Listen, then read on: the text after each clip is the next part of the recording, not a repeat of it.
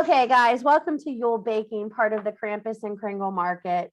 Every year I do a kitchen witch segment of the market. Okay. I say every year, this is the second year. So again, I'm doing it. Okay.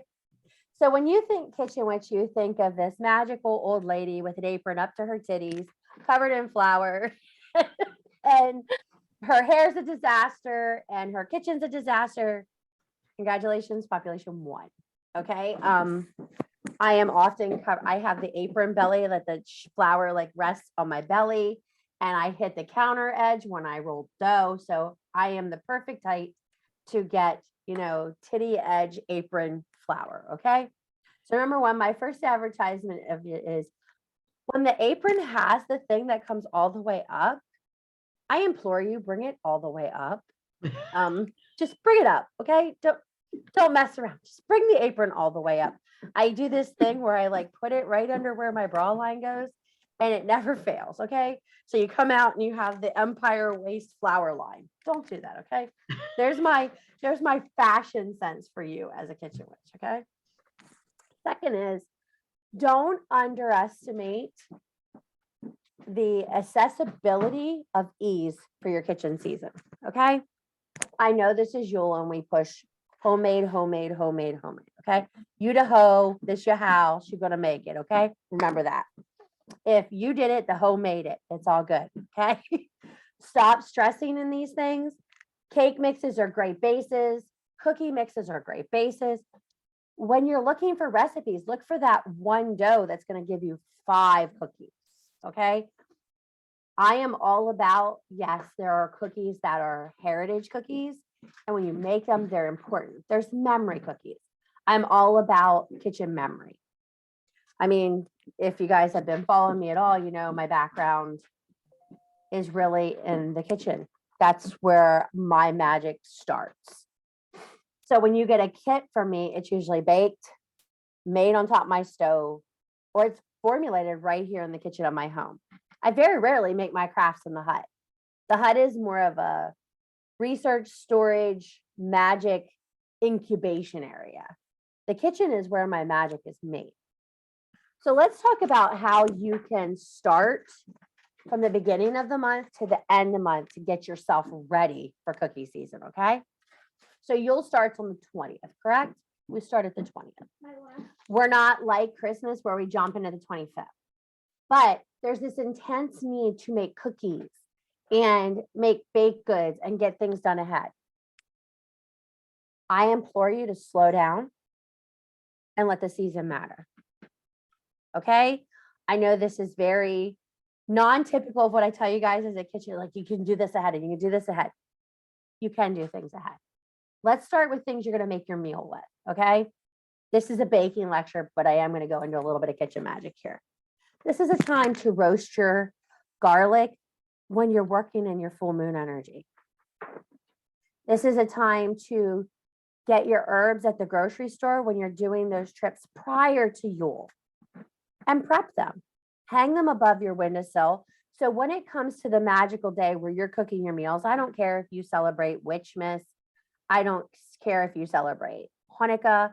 I don't care if you celebrate Yule, whatever you're doing. Having these things near you is going to make you feel more magical as a witch. It doesn't feel very magical to go to your McCormick spice cupboard and grab your shit out, does it? It doesn't for me. I like it in the little jars. I like it in the little mixes. So in the beginning of the year, I make a cookie mix where I take cinnamon and sugar and pumpkin pie spice and I mix them together when I know I'm going to make a cinnamon-based cookie. I take time and have nutmeg there, the actual nutmeg, the actual nut with my little grater. So when I go into these steps, it's not like a mass-produced magic. I know we get so caught up in the holidays of making sure everything is perfect. It's like that old adage, perfect, perfect, perfect. Everything's perfect. There is no magic in perfect, perfect, perfect. So when you look at these things, I want you to think about, okay, I'm looking at this recipe and I started off this year with giving you the Polish tea cookies and these. And if you were here last year, you have these recipes, okay? There will be new recipes that come out through the season. But the recipes I'm going to feature with you guys are heritage-based cookies. So you will get a Hecate's baklava recipe. You will get a Morrigan's Celtic Knots recipe.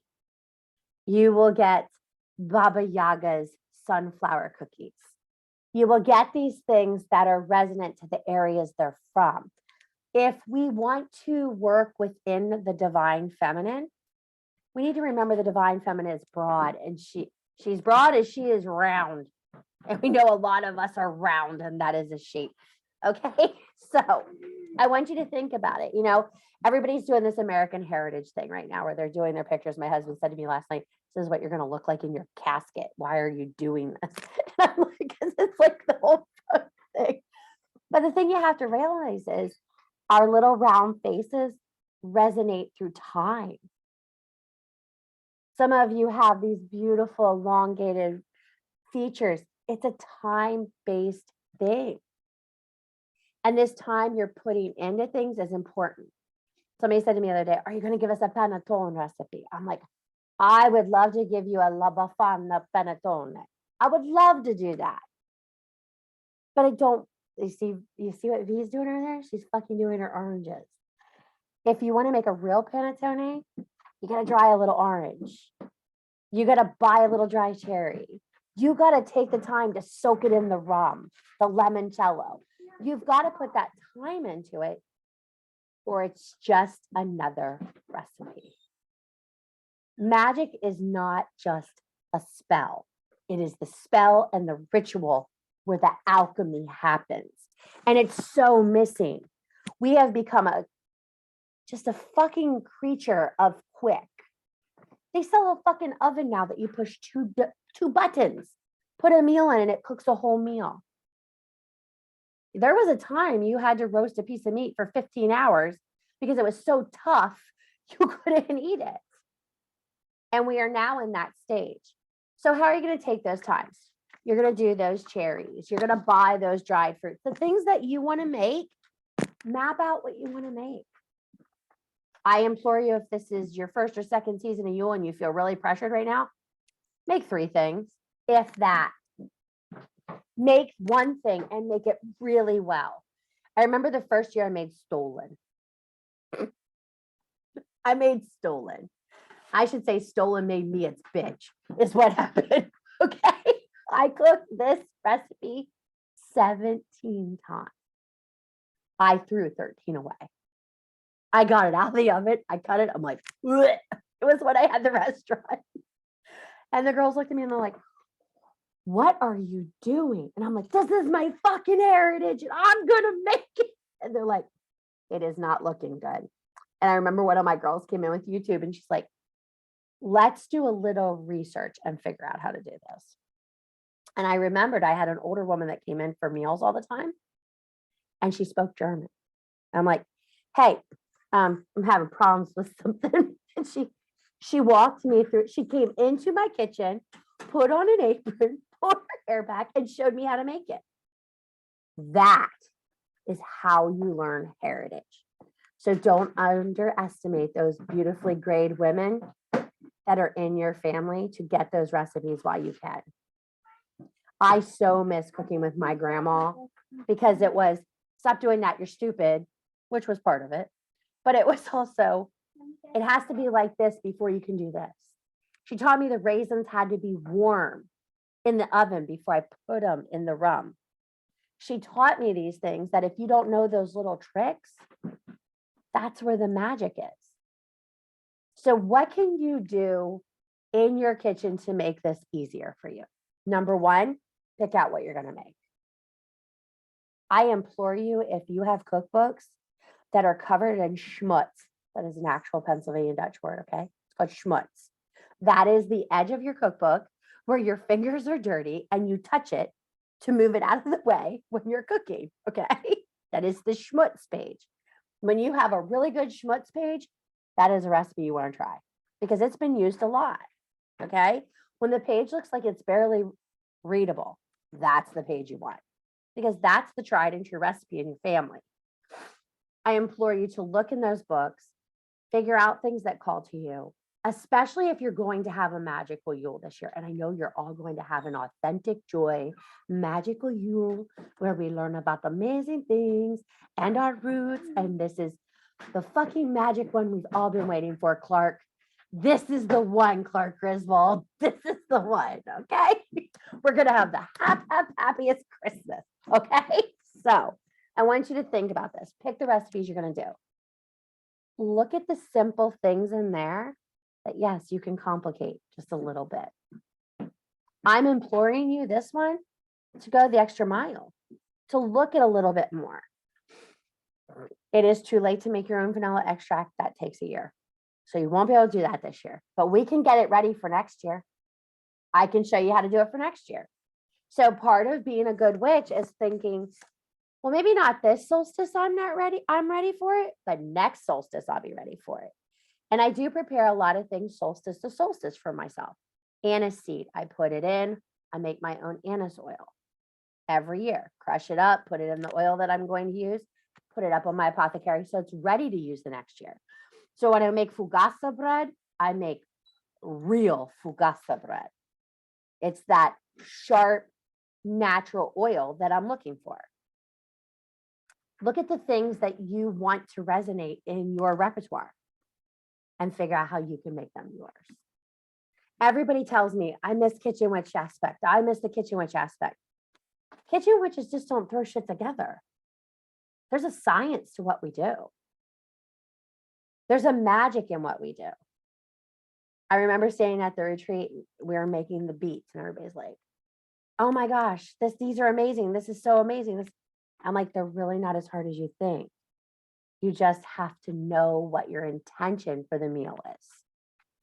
So I implore you to pick cookies if you're baking them for people based on the intentions you want. That means learning what the cinnamon, what the anise, what the orange, what the ginger, what the cherry, what the apple mean in those recipes. All foods have correspondences. Yes, here comes the question.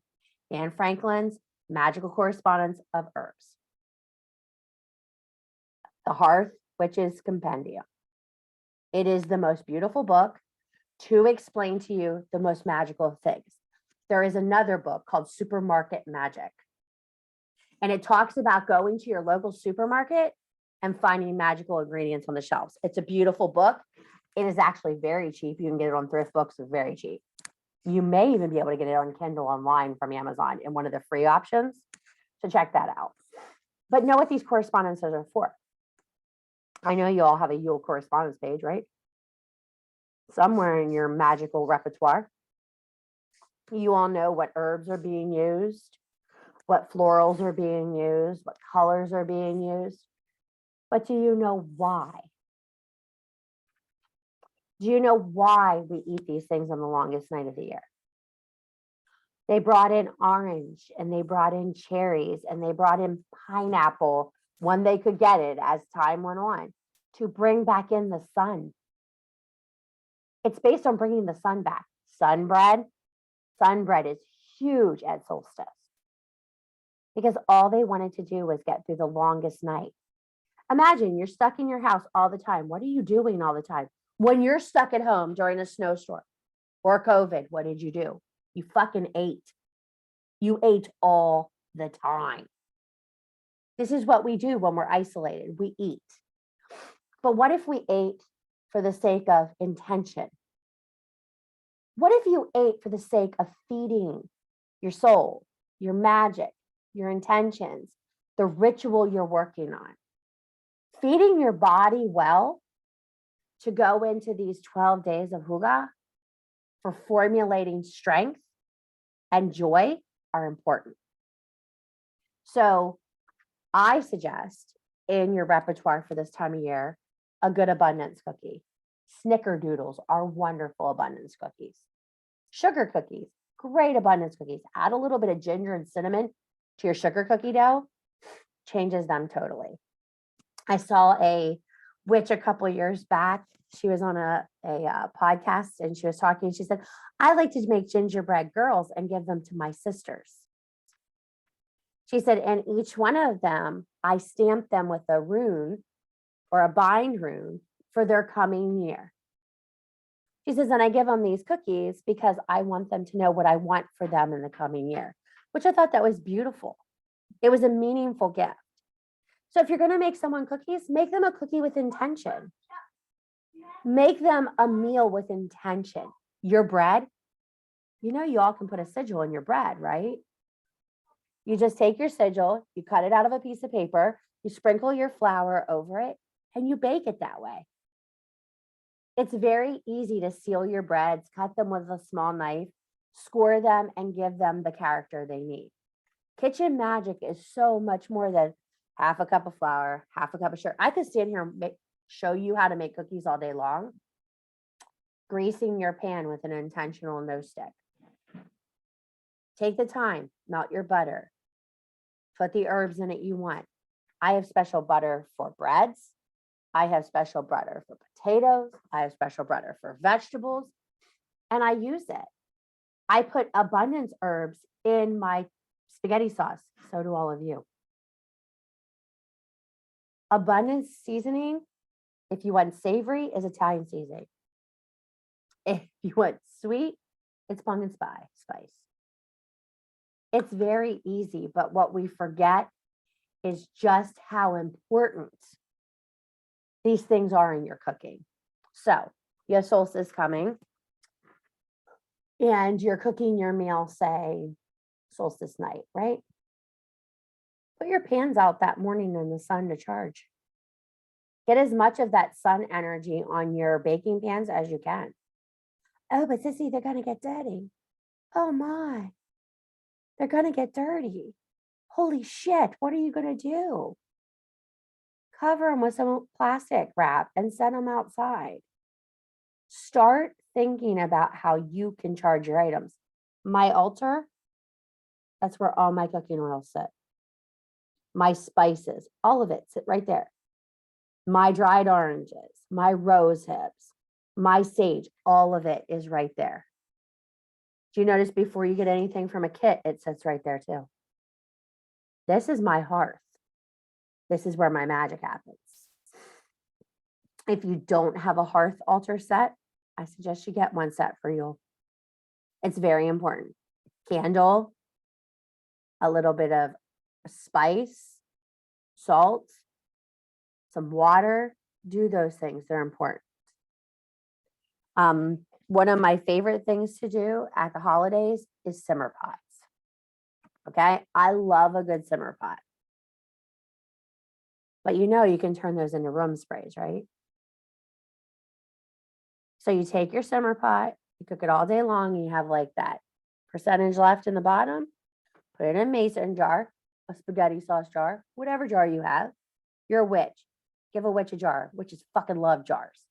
So get out your jar, put it in your refrigerator. Half vodka, rum, any clear distilled liquor to half the base, and you have a room spray and an aerosol. Keep it in your fridge, it'll last longer. Some people do them with water. Water does not tend to last longer. Distilled water is your best bet, but the liquor, the clear grain liquor, will take it, get some shine. That fucking shit'll last forever. Just don't spray it near your candles. Or you're going to be a fire breathing Yule dragon, because that's what's going to happen. I, unfortunately, my first year of making room spray, I thought it would be really nice to spray my altar. That was kind of cool, but it was very dangerous. So just giving you like an emphasis, okay? So don't waste those things. So everybody says, what do I do when I'm done with my simmer pot? You store it and use it for something else. I use simmer pots that are rosemary, salt, and a little bit of garlic, and I wipe down my kitchen boards. I wipe down all my cutting boards before a big family meal, because it's something that really resonates with clearing the space. So when you're cooking, you want to put a lot of emphasis into what you're doing, how you're doing it. If you are questioning what you're cooking and you're not sure that you're going to be able to render it the way you want it, do the research. There's no harm in that.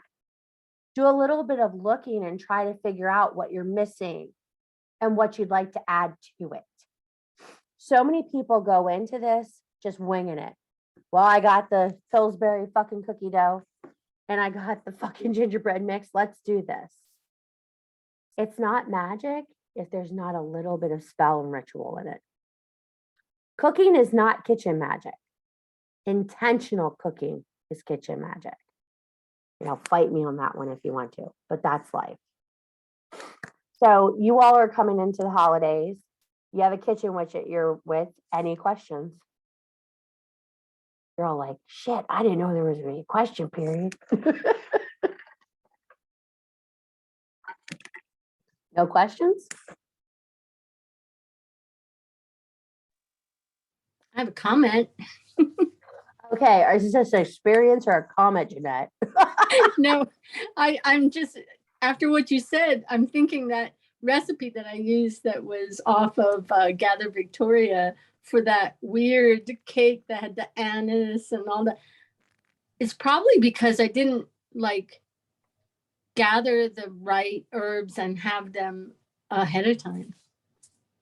I think it's very true because there's a French cake that you make with creme de menthe. And it gets really big when you mix it, but it goes down really small as you bake it. Okay. It just gets so tiny, but it's so amazing. And they call it peasant mint cake. Marie Antoinette had it made this, the let them eat cake. This was her solution to them eating cake. Okay. So it was like low amount of ingredients to a cake. So if you don't make this cake right, it gets really tall and everybody thinks it's really great, but that's not how it's supposed to be. It's supposed to come with, what's the secret in it? You gather the mint over time. You macerate it in the sherry. You take all the time to make the cake so it comes out the way it is. I run into that a lot, especially with bread, because I'll get a bread recipe and I want to run with it. And then I realized I should have taken a lot more time to formulate it. My first fugassa looked like Picasso fucking palm leaves. It was horrible. It was so big. It was like this big. It was so big. It was so raw. I was like, this is really bad. Everybody's like, but it tastes so good, but it's like so ugly. I mean, part of magic is getting the desired result with the efforts we put into it, correct? So when you go into your kitchens and cook, you have to think about what you want to render. And Yule is just one of those seasons. I mean, hell, let's go into what it is for everybody else. Christmas. They're obsessed with food. Food is a huge part of this holiday. And the food has to be memories. Make your memories with food. You see it on the holiday commercials. Oh, nobody loves you if you don't have Maxwell House coffee in the morning when you get there. Santa won't fucking come if you don't have Maxwell's coffee. Like, we have been conditioned to understand this shit. But think about it. You can have a cup of hot cocoa with your kids. It doesn't require a powder packet. Don't tell my husband. I have this thing with buying cocoa. Like, I like to buy the cocoa because it's easy. But if you sit there with your kids and teach them how to mix the cocoa powder and the milk and stir and stir and stir, it's not only hot chocolate, it's hot chocolate with a memory. And think about it. There's an episode of Big Bang that is like everything to me with food. And Sheldon's sitting at the table and Amy learns how to bake his Meemaw's Christmas cookies. And he takes the cookie out and he bites into this cookie and he stops. Like, everything in this show stops. And he takes this bite and he goes, they taste just like my Meemaw's. Even with all the love. I start bawling every time I see the episode. Because I know what that feels like. But only mine is a tub of butter cookies. Because my grandma would have that tub of butter cookies beside her chair. And it was like, that butter cookie is the whole memory of Christmas for me with my grandma. That one right there. And I will never forget that. It's not a homemade thing. It's just that memory. So when you're thinking about making these memories with your children, some of us with our grandchildren, oh, Jesus, some of us are really old. I'm sorry. When you're thinking about these things, you want them to bite the cookie 10 years after you're gone and go, oh, these taste like just like my Gigi's cookies, full of anger and love. You want that to come out. Chris, I saw your hand up. Everybody else gave you such good lectures today and everything was so serious. I had to come in and fuck it up a little bit. That's my job. Right? So I actually found a recipe very similar for my dad's recipe for like homemade hot cocoa, and it's not that difficult. So if it would be okay with you, I was just gonna ask if I could share that. That's great. Okay, I'll post it in the forum, but yeah, I just wanted to ask first. No, that's great. My grandma Buell, I never understood, like when I was a kid, while everything my grandma Beulah tasted a little off, I later found out she put wild turkey in all of our hot cocoa when we were kids. I was sitting there, I'm like, so that's why grandma's hot cocoa was spicy. I couldn't understand why nobody else made spicy cocoa as I got older. And why all the kids were ready to go to bed early. We always slept really good at her house. I'm just saying. So when you're thinking about these recipes, like for us, lots of holidays are the same everywhere else, like everybody does the ham and that kind of stuff. Venture outside of your comfort zone this year. You're going to see a new area pop up on the kitchen area on the page, and you're also going to see a cauldron cackle section open up on Kitchen Magic. Just because I think it's something we're not really expanding ourselves into. It's easy to focus on, I need to do this magic and I need to do this ritual and I need to do this full moon ritual. But I find that when I blend teas on full moon, when I make iced coffee in the full moon, like where we live, I can set my coffee outside and it gets cold. Like it goes into the ice cube trays and I can make my own ice in this area this time of the year. So think about how at the solstice, like this is a craft that'll come up, but let's talk about it now. Ice lanterns. Everybody goes, I don't know how to make one of these. I don't know how to make these. First of all, you should be able to make it outside. Some of you are not going to be able to do that. So make it in your freezer, okay? Take a bunned pan, lay your cranberries, your oranges, a little bit of pine clippings, not tremendous amounts, okay? A little bit of pine clippings on the top. Set a votive candle down inside of it, one solstice, a glass votive candle with a tea light. Set it outside and let it melt naturally around the candle. These were things that were done to bring the sun. But that's kitchen magic. Because think about it. If you don't have the option of just throwing it outside overnight, you're going to have to freeze it. That's important stuff. So many of us do not understand the magic that's created in that time frame. It's intentional work to prepare your kitchen and your eating magic for the holiday. So I encourage you guys to look at these recipes. If you have any questions, reach out. They're here. There will be lots of things coming up and being pushed through the units. There's a Yule thing coming up for the new brooms. I'll be sharing with them some really simple Yule things they can do to create on their own. Yes, it's going to feel very preschool-like because I'm finding the more preschool-like activities I do in my magic, the better I feel. I don't know about you guys, but stringing cranberries and stringing oranges and doing popcorn and feeding the birds are all things that bring me joy this time of year. And I know they're little kids' activities, but they're really not. They're mindful magic. When you have to sit and weave things and you have to move things, making those little hats on market day is one of my favorite things ever.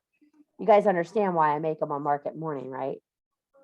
Because I have nervous diarrhea about all the links going out and everything working right. So it's my way to kick out of that mindset and go into something creative to make myself feel better. You have to find ways to bring joy to your Yule. If you're a kitchen witch, this will bring you joy and it will not bring you stress. Everybody says to me, how do I know if I'm a kitchen witch? You will enjoy this. It will not be stressful for you. Yes, going to the grocery store is stressful. No, cooking at home should not be. And that's the other thing. Fill your hearth with colors of the season. Oranges, cranberries, apples, cinnamon sticks, pine. These are the things you need to do. Everybody's like, how do I set a Yule table? Put out some fruit. Bring back the sun. Lemons. Lemons are a beautiful Yule item. People overlook them. I make lemon cream cookies every year. My kids are like, these are gross. I'm like, they are amazing. These are things that are my magic. Things that I think about when I think about solstice. Because to me, that's bringing the sun back. What is the lemon? It's like a big fucking sun. You know, like I zest that shit on everything at the holidays. I think my family should be sick of it. But it's something I find very nurturing and happy. Our family does sugar cookies. We cut the centers out and crush Lifesavers or Jolly Ranchers and put in the middle and make stained glass cookies. It's a huge thing we do. Little kids love this shit because it's magic. You know, what's better than cutting out the hole in a cookie, putting it in the oven and come back and they have these sunglasses they can wear like Willy Wonka and walk around with. They're amazing, the little kids. Can you imagine if you just looked at your kitchen like a child for the whole season? I mean, you're a child that can use the oven and the mixer and the knife. They can't. There has to be more to your solstice kitchen than just work.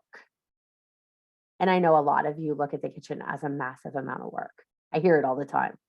Ugh, what do you think we should cook? Ugh, what's for dinner? Ugh. Don't fucking do it if it doesn't bring you joy. That's what I'm going to tell you about your Yule kitchen. Don't fucking do it if it doesn't bring you joy. You got to make it nice. Okay? If make it nice is going down to the bakery of a small family who owns their own bakery in your town, buying the cookies and bringing them home, I encourage that. If you're not going to do it yourself, support people who are doing it because they love it. That's how I look at it. Like if I'm not going to bake something, I'm going to go to someone who's a small town baker, a personal owned business, and I'm going to buy from them. I no longer go to the big box store to buy what I need. I'm going to find the person who it brings them joy to do that job. If you also tap into other people who are doing their joy, that joy will resonate in your home. You will feel it. How many of you open things from vendors and it's just like, yeah, it's a box. A lot of magical vendors have started to feel like Amazon. I don't like Amazon packages. They don't feel like anything. When I open something, I want to feel it. I want to feel it in my fingers. I want to feel how much excitement they had packing it. I want to feel how it feels to touch that magic. Your food should taste like that too. One of the biggest compliments I got at the retreat from my girls, Sissy, this lasagna is just amazing. I could live in it. It was messy as fuck. Like it didn't stack up. It was awful. The pans were too deep. And these women were living for this lasagna. And I'm like, oh, I could have done so much better. But when I looked at it, it resonated in that meal exactly what I meant it to do. Your foods should do that with people. They shouldn't question your love for them. And don't fucking cook for people you don't like. End of story. You should never give your magical gifts to people you don't want to give them to. So don't bake cookies for people you don't love. Don't make pies for people you don't love. Don't cook meals for people you don't love. It is a great way to restore your joy at the holidays. This year, if you get a box of cookies for me, bitch, I love you. Because I'm not cooking for people I don't love anymore. Doesn't make sense to me. Does it make sense to you guys? Don't make gifts for people you feel out of obligation to do it for. And if you're a kitchen witch, the greatest gift you can give someone is a meal. So if you guys don't have any more questions, I appreciate your time today. I know you're all very busy during this holiday season of joy. And I will see you tomorrow for Vanessa at 11:30. I will be with Jeanette at 1:30. And I will see you guys for cookies and shit talk at 8:30 at the end of the day. I just want to hear all about your experiences in the market and the vendors you watched. I really want to hear about how you guys liked everybody, how things resonated for you. And Monday's night lecture will be pre-taped. So don't worry, you'll be able to watch it whatever you want. I know Mondays suck for you guys, but I wanted to give that authentic lecture for magic because there will be a secret item hidden on the website starting Monday for a dessert class for Yule. We are going to cover Mother's Night this year. I think it's a very important night for us to resonate with. You will find Mary Magdalene starting to be hid through the website starting tomorrow. So Nikki and I are going to get her hidden and you'll be able to take the class through there, but it's going to be a secret class. I think it's important we start understanding what our season is, not just bitching that it was stolen by other people. Let's understand who we are. And I love that for us because the mother figure resonates in every religion. You know, we have Mary Magdalene, the Virgin Mary, the Dear Mother, our Great Mother. These are things that are going to resonate for us long term. So if we're going to be witches for the long term, we better learn what the fuck we are and why we're witches, right? So you guys have a wonderful night. Take care of yourselves. You're magic because you fucking say you are. Go make something to eat and fill your bellies. You'll feel better. Bye. Bye.